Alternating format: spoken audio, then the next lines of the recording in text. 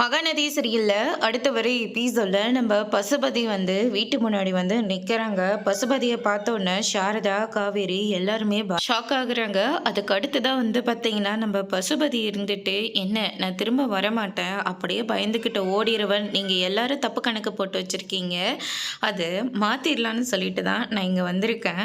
ஆமாம், சந்தானத்தோட இன்னொரு மனைவி இங்கே வந்தாங்களே, அவங்களுக்கெல்லாம் நீங்கள் என்ன பதில் சொல்லி அமிச்சிங்க?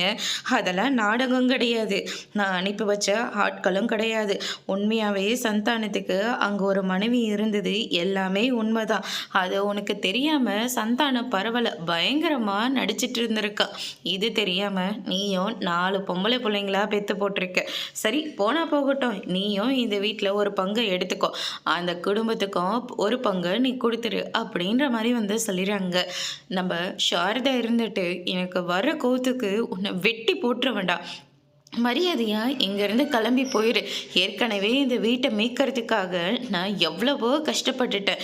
இப்போ எவ்வளோ ஒருத்தி அந்த ஆளை உரிமை கொண்டாடிட்டு இங்கே வந்து நிற்பா. நான் இந்த வீட்டை விற்று அவளுக்கு ஒரு பங்கு கொடுக்க போகிறேன்னா ஒரு பைசா கூட நான் கொடுக்க மாட்டேன். மரியாதையாக இங்கேருந்து போயிடு, இல்லை உன்னை வெட்டி போட்டுட்டு நான் ஜெயிலுக்கு போயிடுவேன் அப்படின்ற மாதிரி வந்து சொல்லிடுறாங்க. ஐயையோ தங்கச்சி, என்ன தங்கச்சி நீ இப்படியெல்லாம் பேசிகிட்டு இருக்க? அன்னைக்கு என் பையனுக்காக உன் காலில் விழுந்தேன், அதுவே என்னால் இது வரைக்கும் மறக்க முடியல.